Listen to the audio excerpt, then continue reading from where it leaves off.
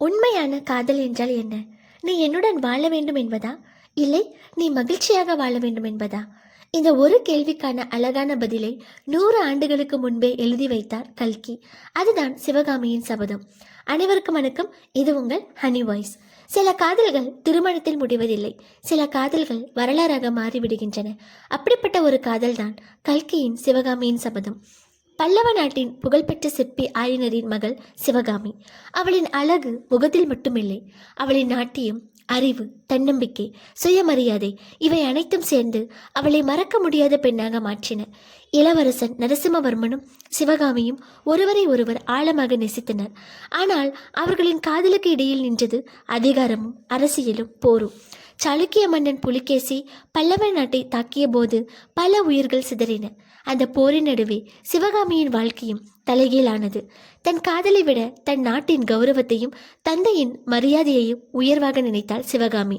அவள் எடுத்த சபதம் ஒரு பெண்ணின் கோபம் மட்டுமல்ல, அவளின் சுயமரியாதையின் குரல். நரசிம்மவர்மன் அவளை உயிராக நேசித்தாலும் அரசனாக அவனுக்கு நாட்டின் கடமை முதலில் வந்தது. சிவகாமிக்கு காதலை விட கண்ணியமே முக்கியமானது. ஆனால் அவர்கள் காதல் இணைந்த வாழ்க்கையாக முடியவில்லை. ஆனால் அந்த நிறைவேறாத காதல்தான் ஆயிரக்கணக்கான வாசகர்களின் இதயத்தில் என்றும் வாழ்கிறது. உண்மையான காதல் என்பது எப்போதும் சேர்ந்து வாழ்வது அல்ல. சில நேரங்களில் ஒருவரின் கடமையையும் கண்ணியத்தையும் மதித்து விலகுவதும் காதல்தான். நரசிம்மவர்மனின் தந்தையான மகேந்திரவர்மனுக்கு இவர்கள் காதல் கதை தெரிந்திருந்தது. ஆனால் அவர் ஒரு அரசராக சிந்தித்தார். பல்லவ நாட்டின் எதிர்கால அரசனான நரசிம்மவர்மன் அரசியல் காரணங்களுக்காக ஒரு அரச குடும்ப பெண்ணை மணக்க வேண்டிய சூழல் இருந்தது. அதனால் மகேந்திரவர்மன் நேரடியாகவோ அல்லது மறைமுகமாகவோ சிவகாமி இந்த காதலை தியாகம் செய்ய வேண்டிய நிலையை உருவாக்குகிறார். இதை அரசின் நலனுக்காக அவள் விலக வேண்டும் என்பதை உணர்த்தும் வேண்டுகோளாகவும் சூழ்நிலையாகவும் கல்கி சித்தரிக்கிறார். காதல் என்றால் சேர்ந்து வாழ்வது மட்டுமா? இல்லை, ஒருவர் உயர்ந்து வாழ்வதை பார்த்து மகிழ்வதும் காதல்தான். இந்த உண்மையை 100 ஆண்டுகளுக்கு முன்பே நமக்கு கற்றுக் கொடுத்தார் கல்கி. சிவகாமியின் சபதம் வெறும் வரலாற்று நாவல் அல்ல, காதலின் உயர்ந்த இலக்கணத்தை சொல்லும் காவியம். நரசிம்மவர்மர் ஒரு சாதாரண மனிதன் அல்ல, ஒரு பேரரசின் எதிர்கால மன்னன். அவனுடைய வெற்றியும் புகழும் நாட்டின் எதிர்காலமும் ஒரு பெண்ணின் ஆசையை விட பெரியது என்பதை சிவகாமி உணர்ந்தாள். அதனால் தான் அவள் காதலை விட்டாள்.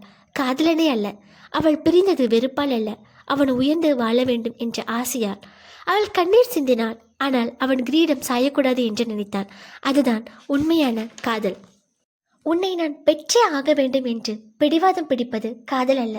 நீ மகிழ்ச்சியாக இருந்தால் போதும், நீ உயர்ந்து வாழ்ந்தால் போதும் என்று மனதார வாழ்த்துவதுதான் உண்மையான காதல்.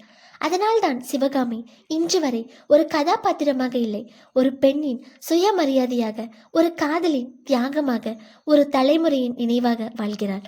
இன்று பல காதல் கதைகள் திருமணத்தில் முடிகின்றன. ஆனால் சிவகாமியின் காதல் வரலாற்றில் முடிந்தது. அவள் இழந்தது தன் காதலனை, ஆனால் பெற்றது காலத்தால் அழியாத மரியாதையை. நினைவில் கொள்ளுங்கள், உண்மையான காதல் நீ எனக்கு வேண்டும் என்று சொல்லாது. நீ சந்தோஷமாக இரு, நீ சாதித்து காட்டு, அதுவே என் மகிழ்ச்சி என்று அமைதியாக ஆசிர்வதிக்கும். அதனால்தான் கல்கியின் சிவகாமி காதலித்த பெண் மட்டுமல்ல, காதலை உயர்த்திய பெண். கல்கி ஏன் சிவகாமியை மறக்க முடியாத பெண்ணாக படைத்தார்? ஒரு பெண்ணின் அழகு எத்தனை நாட்கள், ஆனால் அவளின் குணம் எத்தனை தலைமுறைகள்? இந்த கேள்விக்கான பதில்தான் கல்கியின் சிவகாமியின் சபதம். கல்கி சிவகாமியை வெறும் பேரழகியாக மட்டும் வர்ணிக்கவில்லை. அவள் அழகாக இருந்தாள், ஆனால் அதைவிட அவள் அறிவில் அழகானவள். அவள் காதலித்தாள், ஆனால் அதைவிட சுயமரியாதையை நேசித்தவள். அவள் அழுதாள், ஆனால் அந்த கண்ணீர் அவளை பலவீனமாக்கவில்லை. அவள் ஒரு அரசனை காதலித்தாள், ஆனால் அரசியாக வேண்டும் என்று ஒருபோதும் ஆசைப்படவில்லை. ஏன் தெரியுமா? ஏனென்றால் கல்கியின் பார்வையில் ஒரு பெண்ணின் பெருமை அவள் அணியும் கிரீடத்தில் இல்லை, அவள் எடுக்கும் முடிவுகளில் இருக்கிறது. சிவகாமி காதலுக்காக வாழ்ந்தவள் அல்ல, காதலுக்கு மதிப்பு கொடுத்து வாழ்ந்தவள். அவள் நரசிம்மவர்மனிடம் என்னை தேர்ந்தெடு என்று சொல்லவில்லை, மாறாக உன் கடமையை தேர்ந்தெடு, உன் நாட்டை உயர்த்து என்று அமைதியாக விலகினாள். இதுதான் கல்கி பெண்களை பார்த்த விதம். பெண்கள் காப்பாற்றப்பட வேண்டியவர்கள் அல்ல, வரலாற்றையே மாற்றும் வலிமை கொண்டவர்கள். அதனால்தான் சிவகாமி ஒரு காதல் நாயகி மட்டுமல்ல, தன்னம்பிக்கையின் உருவம். அவள் தோற்றது காதலில், ஆனால் வென்றது காலத்தில். இன்று நாம் சிவகாமியை நினைவில் வைத்திருப்பது அவளின் அழகுக்காக அல்ல, அவள் எடுத்த முடிவுகளுக்காக. அதனால்தான் கல்கியின் எழுத்து இன்னும் உயிருடன் இருக்கிறது. அவர் ஒரு பெண்ணின் முகத்தை வரையவில்லை, அவளின் மனதை வரைந்தார். அந்த மனதின் பெயர்தான் சிவகாமி. தமிழ் இலக்கியத்தின் மறக்க முடியாத கதைகளையும் மனதை தொடும் வாழ்க்கை பாடங்களையும் தொடர்ந்து ரசிக்க எங்கள் சேனலை சப்ஸ்கிரைப் செய்யுங்கள். உங்கள் அன்பும் ஆதரவும் எங்களுக்கு மிகப்பெரிய ஊக்கம். நன்றி. Bye bye.